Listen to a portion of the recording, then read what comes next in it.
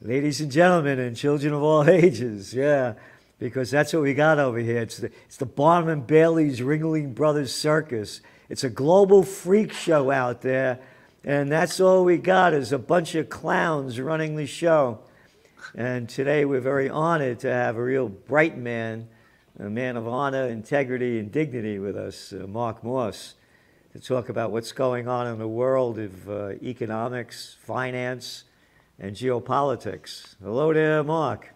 Yeah, thanks so much, Gerald. Man, I love talking to you, so I'm so happy to be here with you today. And you are right. It is an absolute clown world out there, and things are falling apart really quickly. It's crazy. You know, I remember being on with George Gammon, and he was talking about how he's been reading a lot about the decline of empires because America's in decline. I mean, all you have to do is look around, you know. Right. Doesn't it's a disgrace what's happened to this country, what the people look like, what they eat, what they've become. You know, 78% of the people that are hospitalized from COVID, according to the Centers for Disease Control and Prevention, so this is not a conspiracy theory, although it may be instead of the Centers for Disease Control and Prevention, maybe it's the Centers of Conspiracy Control and Prevention, you know. According to them, 78% of the people that are hospitalized are either obese or overweight.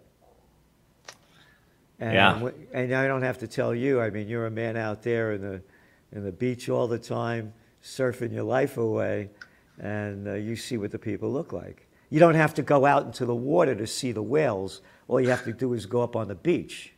Yeah. They're floating all over the place. I came back from Cape May this past September. I was a speaker at Ron Paul's War on Us event. And when you go over the bridge into Cape May, New Jersey, there's a sign that says whale watching. You didn't have to take the boat to see the whales. You know, they were everywhere on the boardwalk. What this country's become is it's a disgrace, and people just keep eating junk food, piling up on crap. I wonder why I'm sick. I don't understand. Right. So science is the god now. Nature isn't. But going back to what George Gammon said about the decline of empires, he said three things. I remember the last one was that when they're declining, it's the weak leading the weak. Yeah. Look at the little freaks leading us. Who's your favorite one? Oh, I like Mitch McConnell. No, Lindsay, did you come out of the closet? You had Graham. That's your kind of maybe guy. No, I like Nancy Pelosi, a daddy's girl, another arrogant little person whose daddy was mayor of Baltimore in the big time, got her there where she is, so take it easy, just like all the others. Little Georgie Bush, an arrogant daddy's boy. Yep. One after another. I had that little clown up here, Cuomo, an arrogant daddy's boy. As George Carlin said, it's one big club and you ain't in it. And it's global. It's global.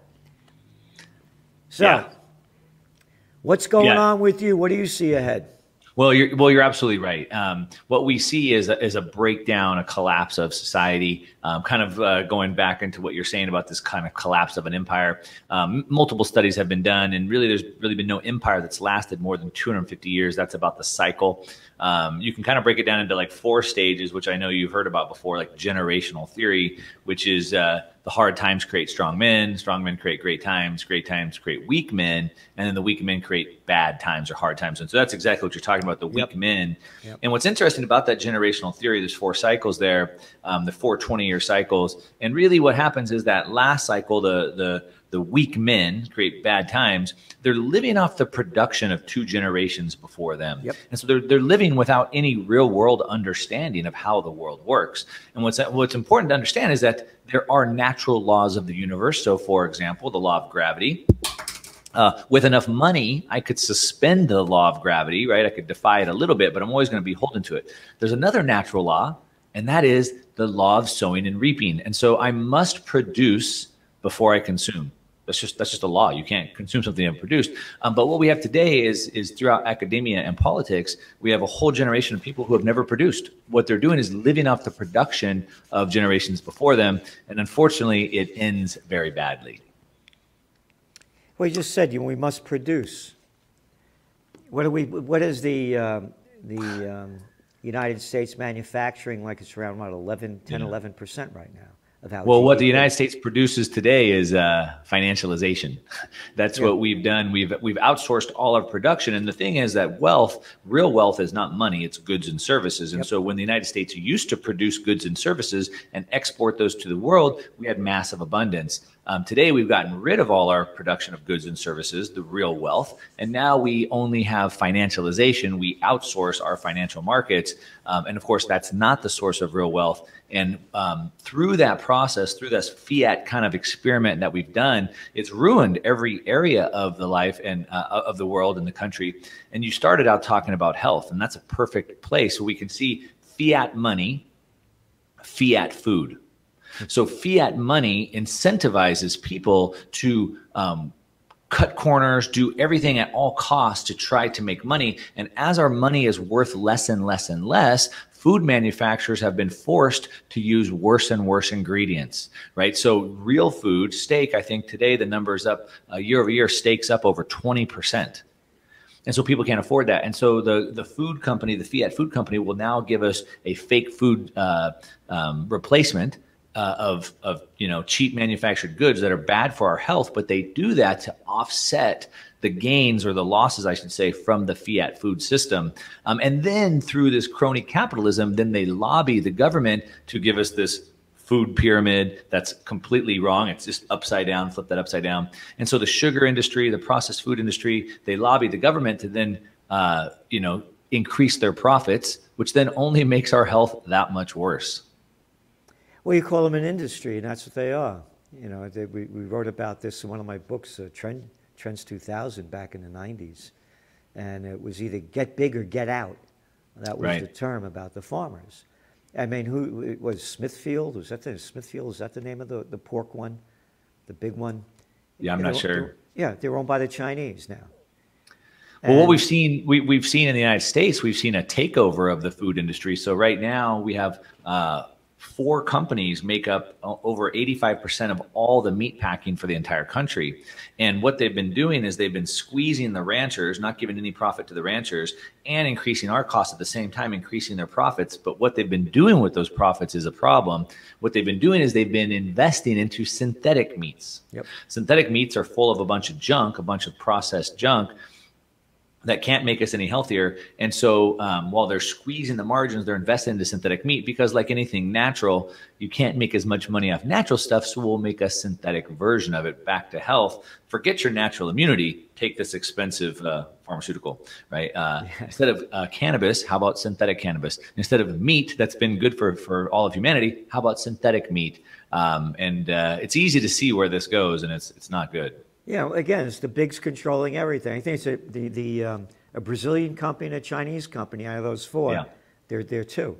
Yep, and, they are. And we were talking before about producing. And again, it goes back to as I say, this is not a government. Use the word government. It's a crime syndicate. Yeah. And people better get it in their heads. If they're stupid enough to believe in Republicans and Democrats, grow the hell up. It's a crime syndicate. There's the banksters, the drug dealers that morons and imbeciles call Big Pharma. It's don't believe me, believe Dwight D. Eisenhower, 5-star general, supreme commander of the Allied forces, 2-term president, farewell address, January 17th, 1961, that anybody could look up.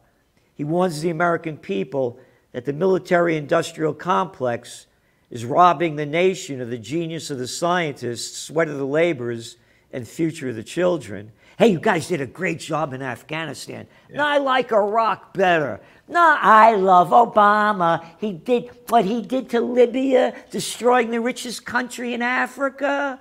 Oh, and turning it into a hellhole. And what he did to Syria. I love him. He's so proper. Celente, you should speak more properly like Obama. He was always folks, as he's folking us and people swallowing the crap. The military-industrial complex and big tech. And again, as you were saying about the 4 cycles, the weak leading the weak. Look at the little pieces of crap telling us what to do.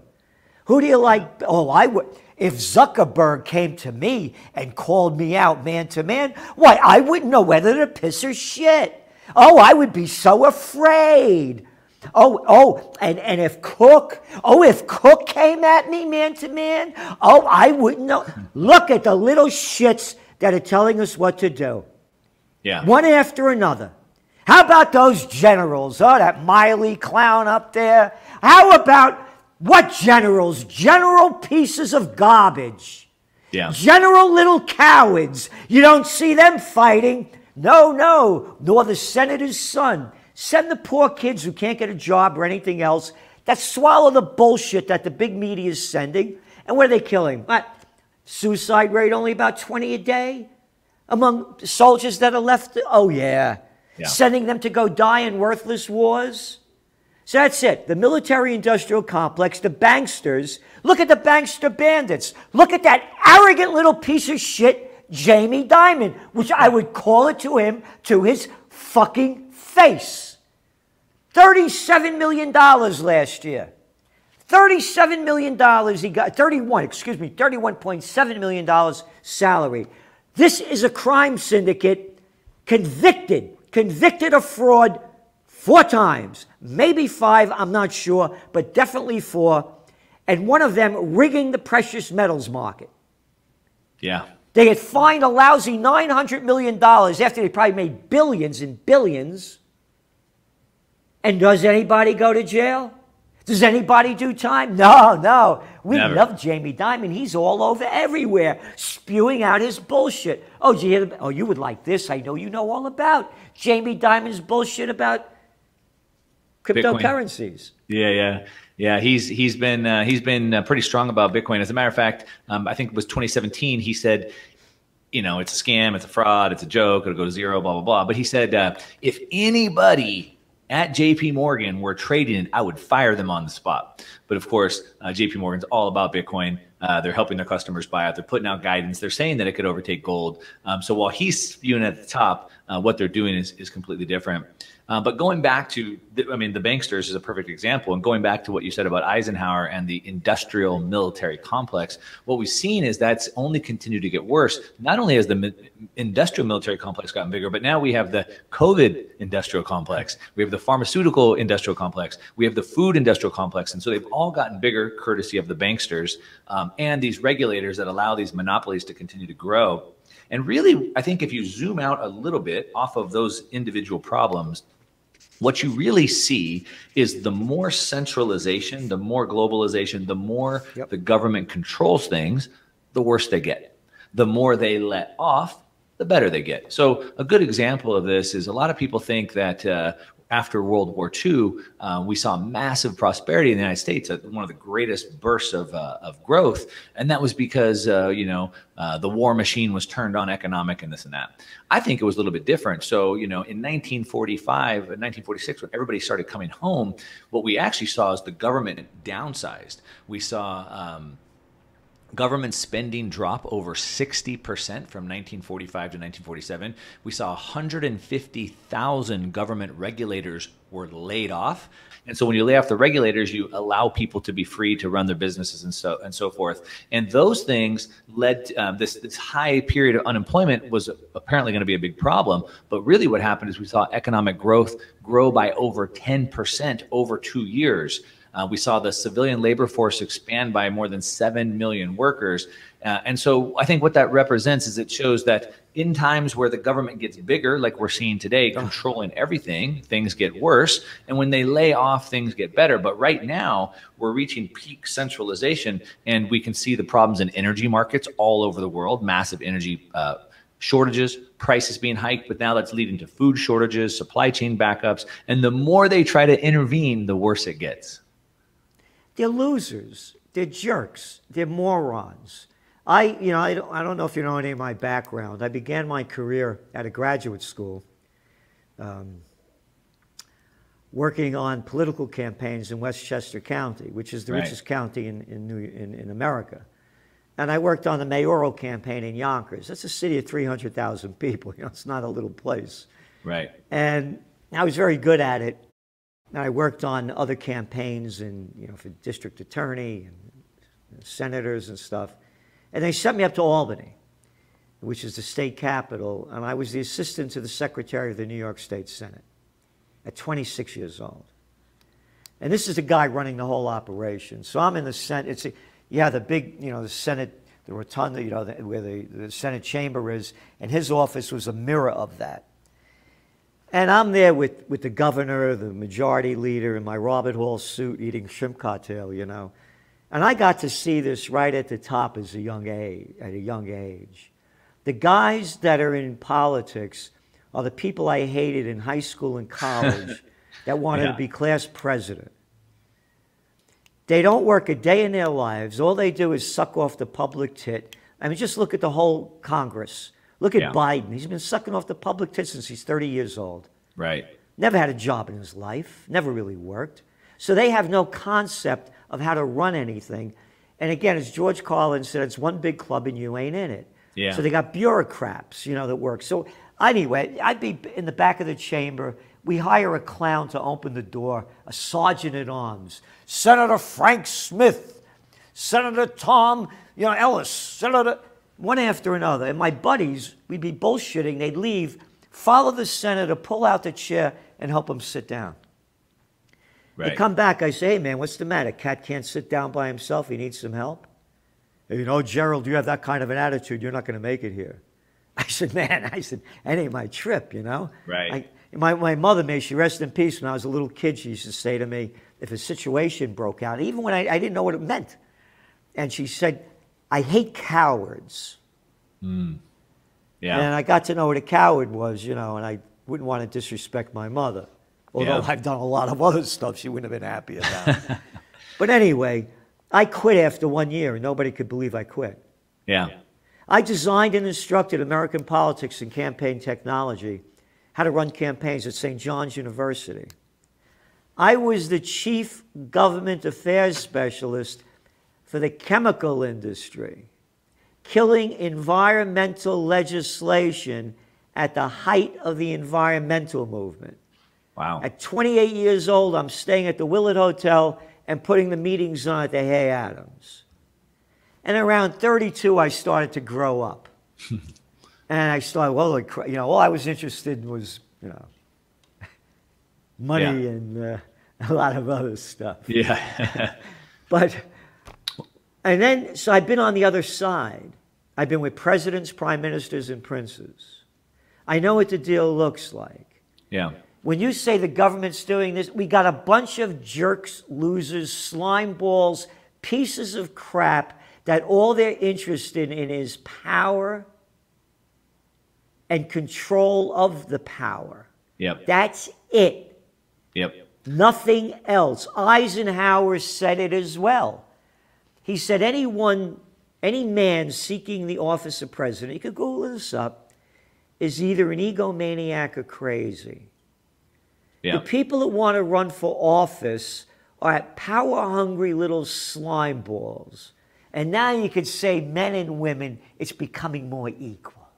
Yeah. Yeah. So it's not a matter of race, creed, gender. That's a lot of crap. Good and bad comes in all of them. Yeah. So going back to what we were talking about earlier, and I wanted to get back to it, when you talk about the decline of the empire. Production. Yeah. Producing. Yep. You had that other arrogant little nothing of a clown, Bill Clinton, bringing us NAFTA and bringing China into the World Trade Organization. Yeah. Lost all our production. You look at China's GDP from 1970 till they came into the World Trade Organization in 2001, 2 weeks after 9/11, when nobody was watching, their GDP has gone up like that. Right. In 1990, 5% of their population was considered middle class. Today, it's over 35%. Right. They sold us out. You were talking about supply chain disruptions? Where? Oh, you mean from all the stuff coming from overseas that we don't make over here? Right. Oh, those supply chain disruptions? Why aren't we a self-sustaining economy? We have the human and natural resources. Well, I think a big piece of that is actually what's known as the Trifens Dilemma, which is that the nation that holds the reserve currency of the world is forced to send those dollars offshore. And when we were sending products offshore, then we had trade imbalances. And so because the dollar is the reserve currency of the world and the rest of the world needs dollars, then we're forced to import everything so we can send the dollars back out to the world. And so Trifens Dilemma basically highlights this problem 50, 60 years ago. It told us about this. And here we are living it. So because we have that reserve currency, we've kind of been forced into that situation. Otherwise, but that's the problem. Why do we have the reserve currency? Yeah, but you know, I remember when all this happened. I began buying gold in I think it was 77 or 78. But my first buy was 187.50 an ounce. And I remember Carter was president at the time. Inflation was skyrocketing. And they were talking about the trade deficit. Right. It was tiny. It was nothing. Oh, yeah. It was nothing. And then when NAFTA came, and oh, you don't want those dirty manufacturing jobs. You don't want those. Right. We're going to get rid of them. The middle class has gone down and shrinks every year the numbers come out. Oh, by the way, since the COVID war began, the billionaires only got $8 trillion richer, and in 2020, American median household income dropped at its fastest rate ever. Yeah. Yep. So I think there was two things at play there. So obviously, one, you're 100% right. Shipping all those jobs offshore is a big problem. You can see that all through the Midwest. I mean, it's emptied out. Oh. But I think it also really goes back to President Richard Nixon severing the ties to the gold standard in 1971. And so I kind of talked about the boom after World War II from the 1950s forward. From the 50s to the 70s, we saw massive prosperity, massive growth. But that was because we were still on the gold standard at that time. Once we severed the standard of the gold standard, that's when everything has fallen off the rails. Right. Yeah. There's a great website called WTF Happened in 1971.com. And basically it's just a website just full of charts, and it shows everything that's happened from the inequality, the wealth inequality gap growing, but also even the divorce rate, the incarceration rate, real wages, et cetera. And everything, the whole world basically broke in 1971. And it's just caused this downward spiral, which now leads today to an article on CNN came out 2 days ago, said that this year, expect to have much less food options at your grocery store. They didn't use the right word. They said that stores would limit the amount of products you can buy. What they really meant was rations, of course. And so it's led all the way to this point that we're at here today. And that brings it limited. That means inflation. Yep. And I'll just tell you a quick story. Who was the Treasury Secretary under Nixon at that time? I don't remember. I'm not old enough. John Connolly. Okay. You know who John Connolly was? No. John Connolly was the governor of Texas. Okay. He was a Democrat that sat in front of JFK and took the bullet in the back.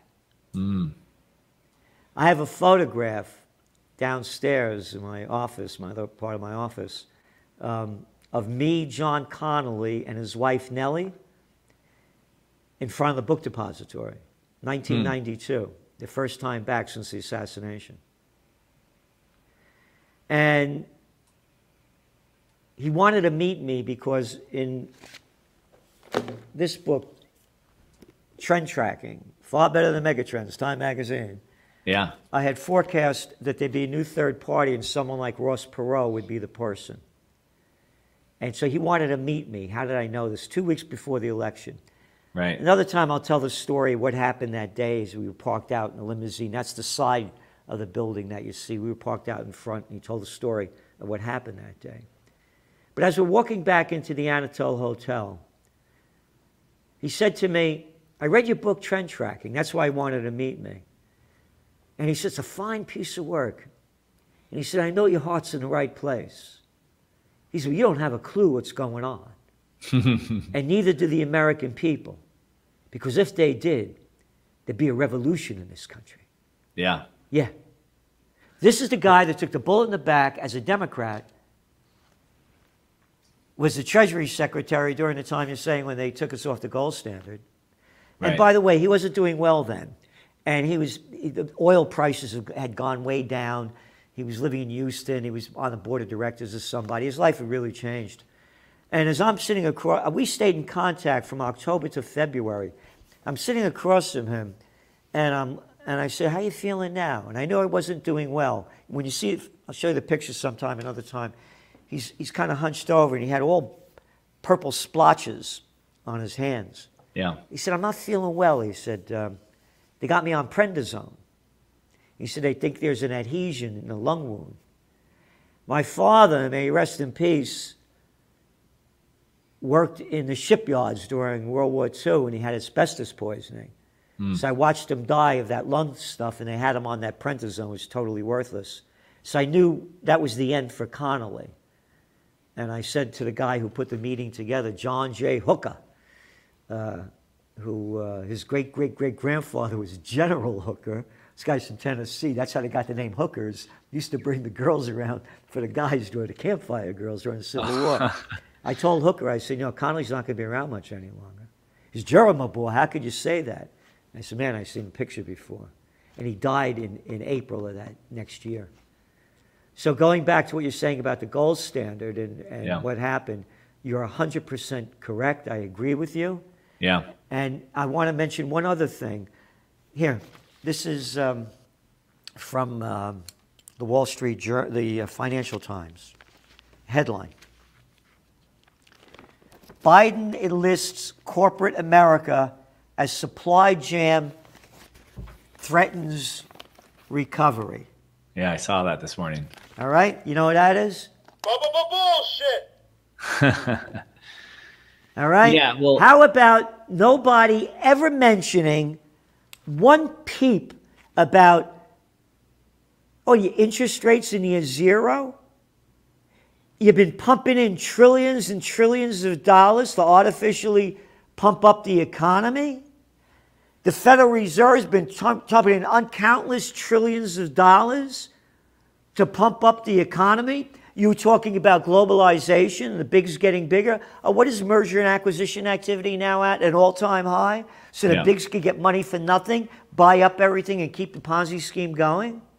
Yeah, you're calling the arsonists to come in and put out the fire, right? They're the ones creating the fire, and now they're going to come and put it out for some reason. It's interesting that the Federal Reserve, which is creating all the income inequality, now says they're going to tackle that somehow. Yeah. The only way to tackle it is to shut down and stop printing money, but of course they can't do that, It's interesting you say that quote from him that if people knew how it really worked, there'd be this revolution, which of course is the same quote that Henry Ford gave us over 100 years ago when he said that if the American people knew how the banking system worked, there'd be a revolution before morning.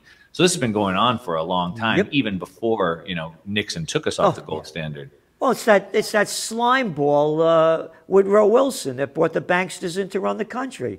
Right. And the murderous bastards got us into World War I. Oh, by the way, he gave us federal income tax, too. And you were talking about the size of the government. We should be paying no federal income tax. We don't need a federal government to run our lives. Yeah. That was brought in back then. It's not like we've had it all, the history of America. This is new bullshit that they're shoving down our throat.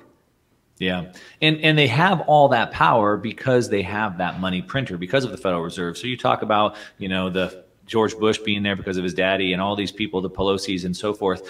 All of that power comes, the power to lock you down, the power to put everybody on STEMI, all these things happens because they have that money printer. We wouldn't have these career politicians being there forever getting rich if they didn't have that money printer. And so all of these policies that we're seeing are just a cause because of that one main source. But things are changing. So I was reading an article this morning from one of the governors of the Bank of England said that, warning, there's a trigger. The entire financial system could melt down. Yeah. And he said it's because Bitcoin and cryptocurrencies, they're going to trigger this meltdown. he got it wrong, but he's a little bit right in a sense. It's the same reason why China just banned all cryptocurrencies. It's known as the Mundell-Fleming trilemma. You can't control interest rates, the monetary supply, and the free flow of capital at the same time. You can't do all those. And since they want to control interest rates and monetary supply, then capital will want to leave. And so they can't allow that to happen. And so China banned cryptocurrencies. But in the world, in the United States and the rest of the world, we have this outlet now. We can go to gold, we can go to Bitcoin, we can go to other assets to get our money out of the financial system, which then takes their power away from them and only leads to that meltdown as he's projecting. Talking about the cryptos, Bitcoin is really, we had said when it would break over 10,000 and solidly it would take off again after it was way down. And now we've been saying now for the last, I'm going to say in the Trends Journal magazine, I'm going to guess maybe about a month and a half, 2 months, that when it solidifies over 55,000 and stays in that range and keeps bouncing above that range and in that range, it's going to be the next takeoff. Yeah. And we're there. Anyway, that's the way we see it. But I mean, you're much more knowledgeable about the cryptocurrency market than I am. I mean, you're very deeply involved in it. What's your take on that?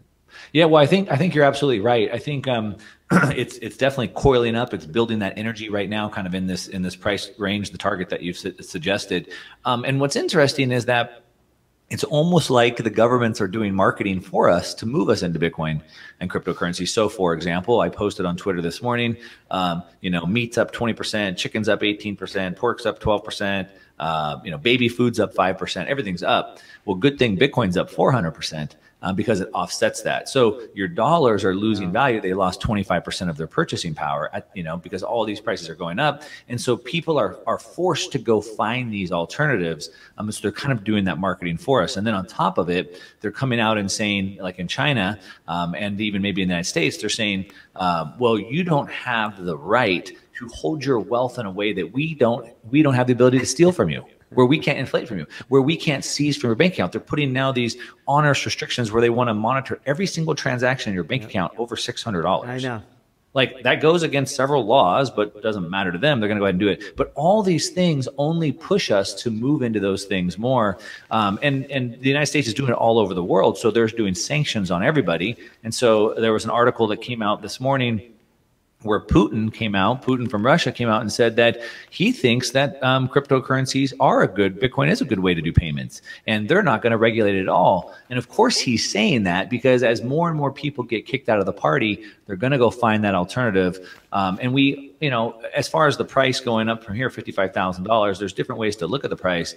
I think the most reliable way to look at the price is what markets is it disrupting? Where will it pull value from? So Uber pulled value from the taxi industry, the limo industry, the van share industry, right? So where does Bitcoin pull its value from? Well, right off the bat, we know that JP Morgan and Citibank put out guidance that it's going to overtake gold. So that's a 10.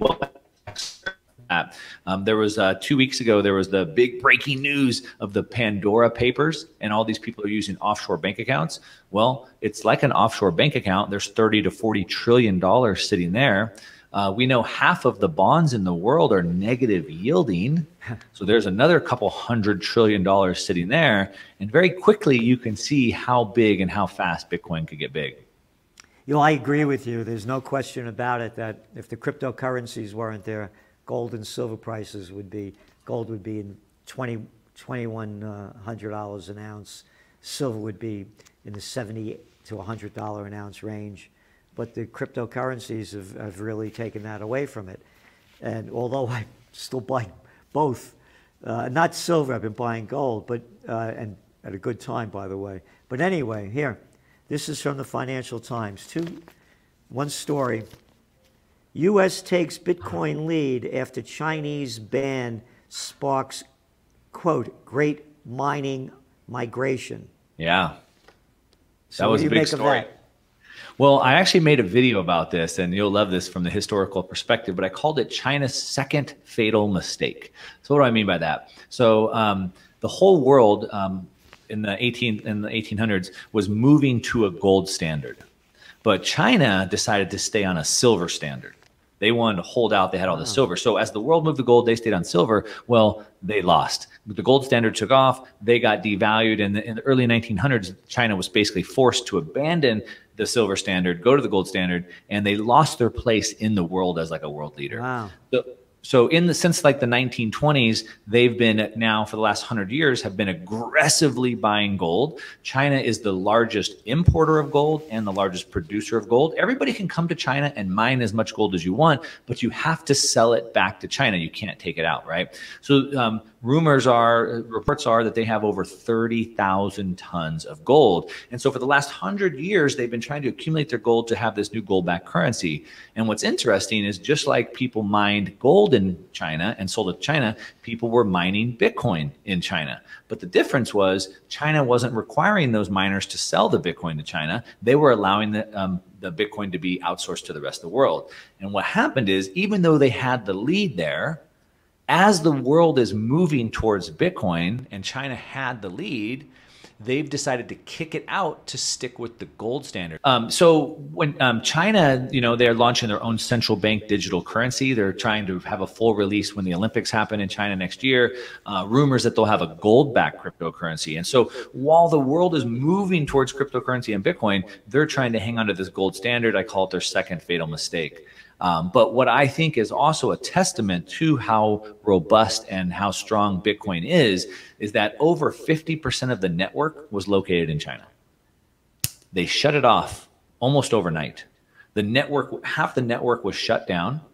They were forced to scramble, move the network to other parts of the world. But yet the Bitcoin network suffered no downtime, had no ill effects. And now the US has been the big beneficiary, specifically in Texas. They're coming to mine off of the cheap, abundant energy that we have in Texas, which is, if the United States embraces this, it could be the biggest opportunity we've had. And we can continue on, hopefully, this prosperity path that we've been on. Here's another crypto story from the Wall Street Journal, front page. Another front page story.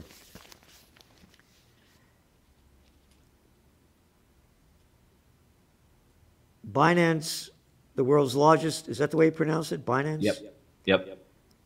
Binance, the world's largest cryptocurrency exchange, said it would remove the option to buy or sell cryptocurrencies using the yuan in peer-to-peer trading after this year, following a move by China against use of digital assets. So what do you make of that? Yeah, well, I was talking about China made it illegal. They're trying to, impose capital controls. They don't want to allow people an outlet, a safety boat to get out of their financial system. And so they've had this crackdown where nobody can buy, sell, own any type of cryptocurrency. And so they're imposing their will even on companies like Binance to make it basically impossible for those Chinese citizens to do that. Of course, if you know anything about humanity and history, you'll know that people will always find a way. There's always alternative markets, black markets that will pop up. But I think what happens is, in physics, you have an equal and opposite reaction. And the more the governments try to squeeze and hold this tight, the more people push back and find alternatives, which then leads to more squeezing, which leads to more pushback. And it's just kind of this domino effect. Well, I'll tell you the way I look at this with China. As you well know, China is the first country that's really pushing for a digital currency. Right. They hardly use cash at all. Right. And we're in the digital world. Matter of fact, I don't know if you saw the cover of the latest Trends Journal.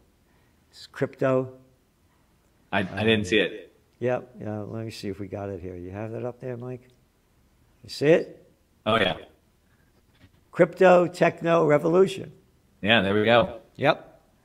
Something I've been talking extensively about, a technological revolution. Yeah. Yep. So that's what I'm talking about. This is the 21st century. Yeah. They're going to go from dirty cash to digital trash, in the sense that now they know every penny that you spent, where you spent it, what you spent it on. They know everything about it. We're going back to how we began talking about the slime balls in control, never worked a day in their lives, and they want your money in the name of taxes. And you were talking about now with the Biden thing, every payment of $600, they want to know where it went, how you got it, and where it is. So going back to China, They're going, it's a communist country, total control. The government controls the whole country. Yep. They're going digital so they could gain more control. They don't want competition. Right. And to me, that is the big pressure that's going to hit the crypto markets. When more and more governments go digital, they don't want competition. Going back to gold, same thing. Taking us off the gold standard, they don't want competition. And to me, that is, you know, it's down the line. It's not now. But again, go back to with China when Bitcoin took the big hit, when it was trading around, what, $17,000 back in, what, 2018 or something? Okay. And then 17. China started putting all the restrictions on it, and then it went down for a couple of years. Yeah. Well, what I would say about that specifically is that China has also banned Facebook and Netflix and Google and so forth, and it sure hasn't stopped those companies from growing. And so I don't think that China is going to have that big of an effect. But jumping back even a little bit, back to Let's just stay on China a minute. Okay.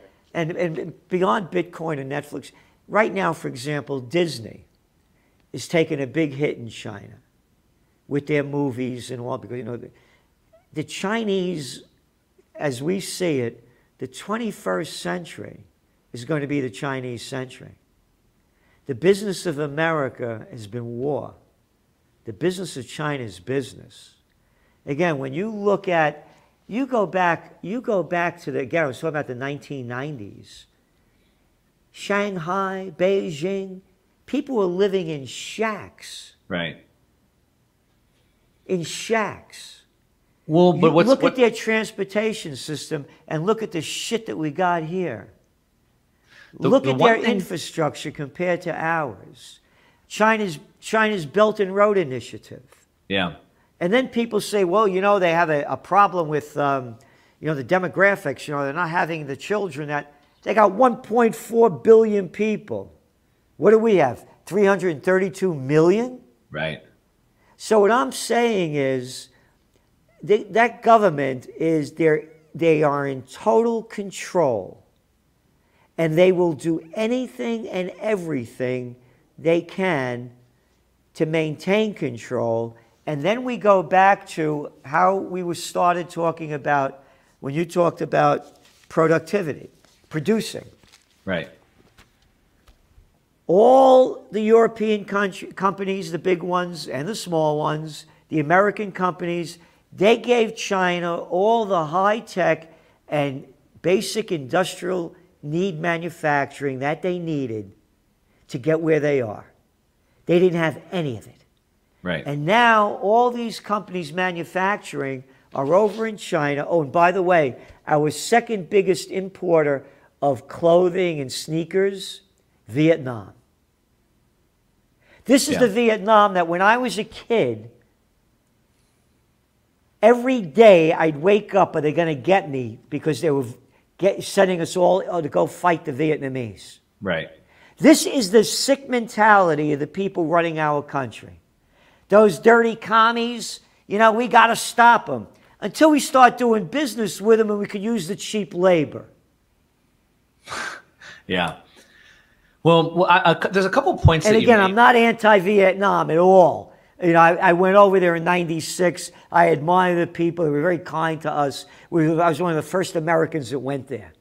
And I launched Occupy Peace because I'm totally against these wars. So when I'm saying this about the commies, you know, but I'm making the point that a communist government is in total control. Right. And they're going to go digital, and they're going to stop everybody else that does. I think there's a couple points there that you made that I'd like to just dig into a little bit. So the first thing I would say is, obviously, you're absolutely right. So all those points that you made are accurate, but I think there's a little nuance in there. So, for example, China was behind the world, right? They, as you made the case, they were all in poverty. They brought those people out of poverty. But why were they in poverty, and why did those people come out of poverty? So they were a communist country. In a communist country, they control everything that you do, including your speech and your thought. When you don't have speech and thought, you have no creativity. and then you have no ingenuity, right? You have no inventions. And so China was falling behind because they were communist. In the 80s, they had to open up. They realized they were being outcompeted by the world, and they opened up a little bit of capitalism. They opened up some free ports, some things like that. And it was that introduction of capitalism, I think, that caused the explosion of China, in addition to the United States sending them all their dollars. So it was kind of both of those. But also, to the other point that you've made, they didn't have anything of their own. They've basically stolen all of our technology. Yep. And so what they do is they say, hey, American countries, if you want to sell in our markets, you have to give us your IP. And the reason why they've done that is back to, in a communist country, you don't have free speech, you don't have creativity, you can't invent those things. They can only come from a free society. And so they've been forced to steal those things from us. But what that shows to me is, it shows two things. One, competition wins. So they were forced to compete and open up some free markets. Two, because their communist ideas, they didn't have the creativity, they were forced to steal stuff. So if they win, they won't have any free societies to steal ideas from. They won't have the never-ending supply of dollars, and the whole system, I believe, crumbles. So while I see the same problem, and it's scary, and it's only going to get worse, I believe, over the next couple of years, I believe this all ends, and I believe there is massive hope and prosperity on the other side of this. Well, let's go back to a couple of things you said. Sure. Number one, they didn't steal it from us. We gave it to them. Slime balls gave it to them. Yeah, that's right. And the deal was this. You come over here, yeah, you can make it, but you can only own 49% of the company. We're going to own 51%. Hey, yeah, we'll do it. We could make a lot of profits. We could give a shit. We're giving you everything. Sure. Number two, you said they have there's no free speech, no free thought. It's a communist country, right? Right. Not capitalism. God, kind of sounds like America. Unfortunately, yeah. And No free speech. Who the hell are you to say anything that I don't want you to say on the mainstream media? Right. Who the hell are you to put on YouTube or Facebook what we think you shouldn't put up there? Yeah. It's insane. Creativity? What creativity? Free speech, free thought? In the dead woke society of America? It's a big problem. Yep. It's a big problem. Creativity's gone. Yeah. Gone. I get Hollywood. What a bunch of shit. And the shit coming out of it. Another little arrogant little fuck. That Clooney boy. Telling everybody that doesn't get a vaccination how fucking stupid we are. And he's out there all over the place. Hey, if a mommy wasn't Rosemary Clooney, you wouldn't be there, so take it the fuck easy. Yeah. Yeah, that's America today. A little Don Lemon, a little Chrissy Cuomo, and Anderson Cooper. No, I would call him a mommy's girl. Oh, mommy was Gloria Vanderbilt. Right. So going to China, come to America. Look at how our freedom has been lost. I can't go to any restaurants. I don't have a vaccine passport. I can't go to any of the jazz clubs. I don't have a vaccine passport. China? China? We got China here. Yeah. And we're going down as they're going up. Yeah. Look at the infrastructure of this country. You travel around the world. Yeah. I fly back into New York after coming around. Holy shit, going into JFK. You go down the LIE, all trash, dirty crap. What, are you kidding me? Yeah. Compared to the other countries? The rail system we have here, the roads, New York is steel plates everywhere on the roads. We have going down so fast and so hard in this country. Yeah. And unless we have a new movement going, it's finished. Because as I said, it's a crime syndicate in control.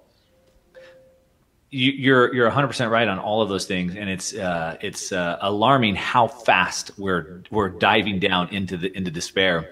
But that last piece that you said, unless we have a new system, and so that's what's being built. There's an alternative world being built in parallel right now, And I believe over the next couple of years, we're going to see massive change from that. And that's what gives me hope. I do see that system being built. I do think it's going to change the world. And I do think there's going to be hope. It has to happen soon because it's and I'll tell you now. why I see it like this. When all else fails, they take you to war. You're talking about... We're at war. They're waging war against us right now. But I mean against another country. Right. You go back to... People forget this. The dot-com bust. Our magazine, the Trends Journal, October 1999. I forecast that it would bust by the second quarter of 2000. It did, March. George Bush gets elected. His popularity ratings going down the toilet. 9/11 happens. The NASDAQ was down 66%. We were in a recession. People couldn't stand this guy. All of a sudden, you're either with us or you're with the terrorists. We're going into Afghanistan. We're going to get that guy Osama bin Laden dead or alive. Yeah. Poof. Everybody forgot the recession, the dot-com bust, and they created the next bubble, the next fake bubble by a little bastard Jamie Dimons and the Bank of America. Oh, a crime syndicate? We're talking about the Fed before?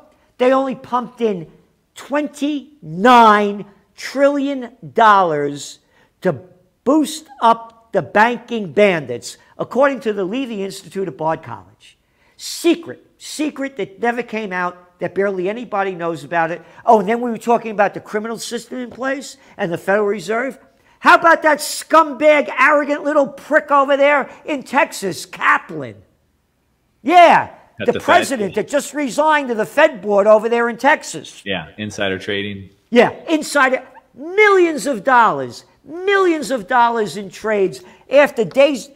And they won't even give the time against even the mandates of the Fed. He won't give the times when he made the trades. Right. All right, it's a totally corrupt system from top to bottom. From the gangsters on the street to the banksters at the top.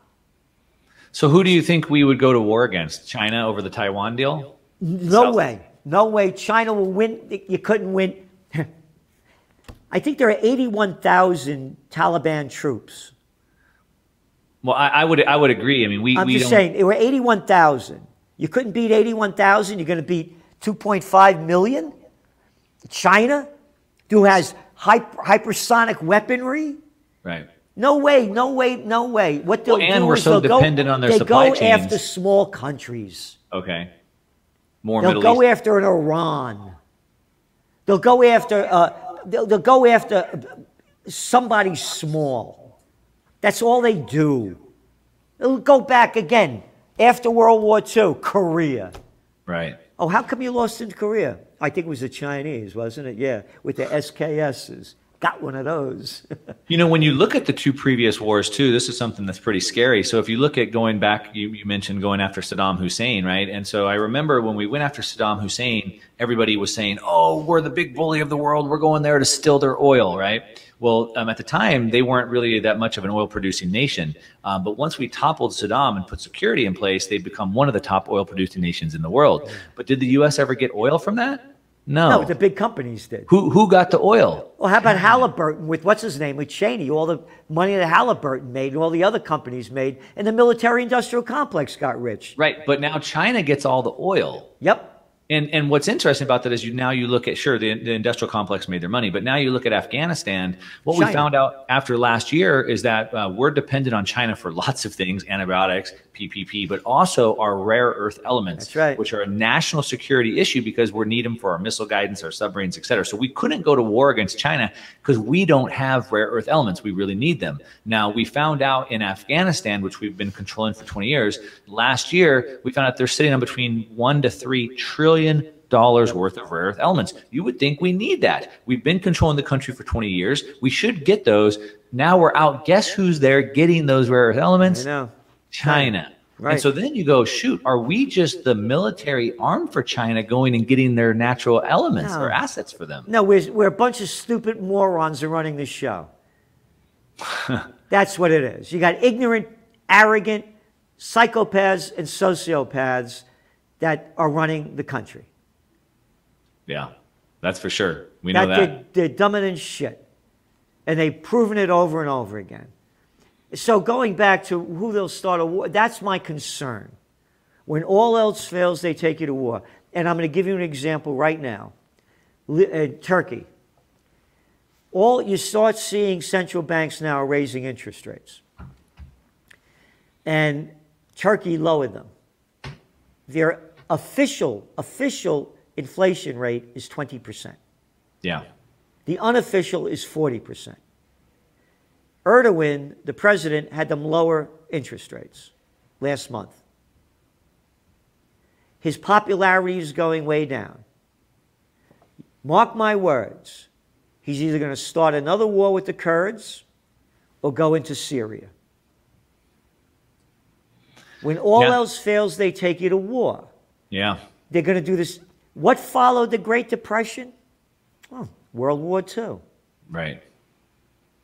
Yeah, and it's a sleight of hand, right? It's like magic. Hey, look over here while we're doing something over here, and so they got to get the distraction off of what they're doing in the United States to wreck everything, the way they're taking away everybody's rights, and then let's just preoccupy everybody with something else over here. You got it.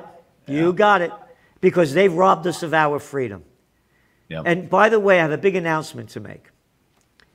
As you may know, I started a church. The Universal Church of Freedom, Peace, and Justice. It'll be going live next week. It's all done. And we are going to be offering religious exemptions for vaccinations. So it's an official church, and it's official. We had a top attorney draw up the religious exemption for vaccination. Wow. And I'm doing everything I can to fight for freedom. And as I mentioned to you, I was one of the keynote speakers at Ron Paul's War on Us event in D.C. in beginning of September, Labor Day weekend. The speaker after me was RFK Jr. Yeah, great.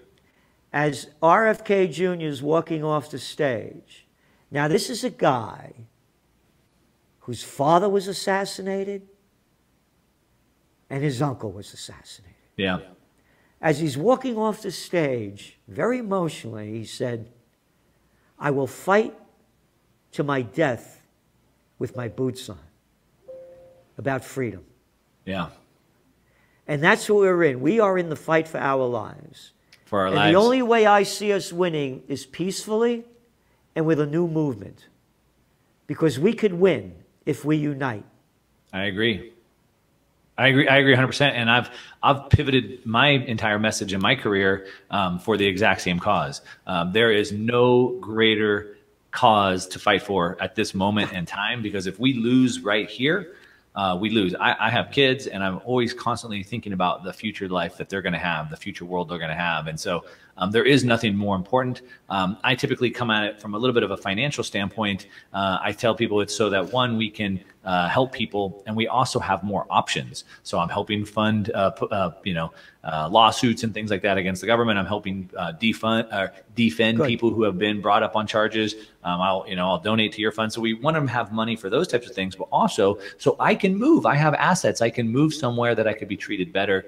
And so it's important from that standpoint. But to the point that you made with RFK, I agree 100%. I will die on my feet, not on my knees. I won't live on my knees. But as alarmist as that is, and because it is that important, again, I do believe there's massive hope on the other side. I do believe we win. If we unite, I agree. And again, you and we don't need that many people. We don't need, right? I mean, a 5%, 10% population can turn the tide here. Here, it does not take a majority to prevail, but rather an irate, tireless minority, keen on setting brush fires of freedom in the minds of men, said Samuel Adams. That's right. And less than 5% of the Americans were for the Revolutionary War. And again, the reason you and I are so freedom-focused is that we wouldn't be ourselves if we weren't free to be who we wanted to be. That's right. My father used to say to me, I'd get in a fight with him, and he'd say, "You little bastard, you think I'm telling you what I'm telling you because I want you to be like me? I want you to become yourself." Right. Not anymore. You have no right to be yourself. You should do what I tell you to do is the way of the world today. Look what the hell, here. We hold these truths to be self-evident, that all men are created equal, right, and endowed by their Creator with the unalienable rights of life, liberty, and the pursuit of happiness. The Declaration of Independence. Happiness? Screw you! What happiness? I'm your little piece of scumbag, gruesome Newsom Gavin. Get back in your house. I'm that shithead little fucking Murphy over here in New Jersey. Oh, the Goldman Sachs gangster. That arrogant little prick. Get back in your house. What happiness? And put on that mask, you little 2-year-old. That's what they're shoving down our throat. Happiness? Gone.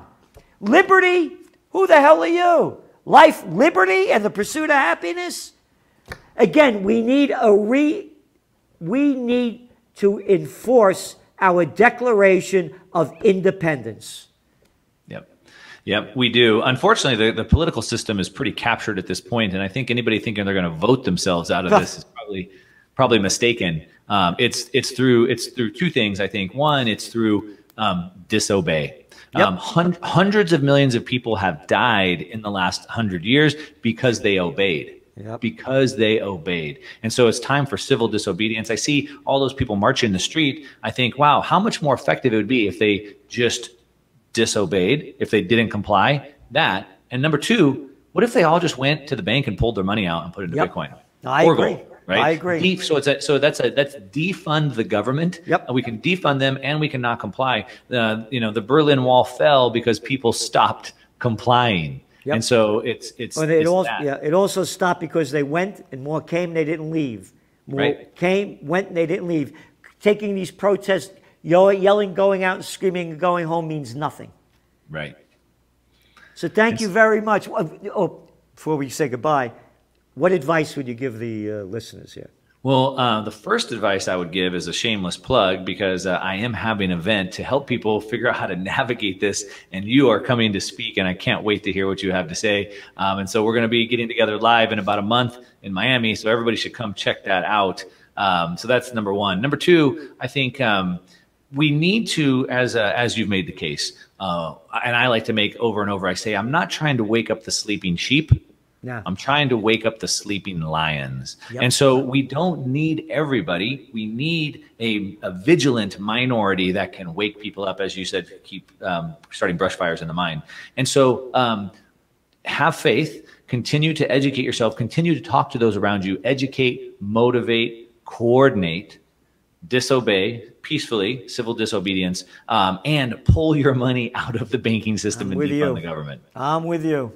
I only try to keep enough money in the bank to, because I got a business running, to pay the bills. That's it. That's it. And put it in other assets and get it the hell away from here.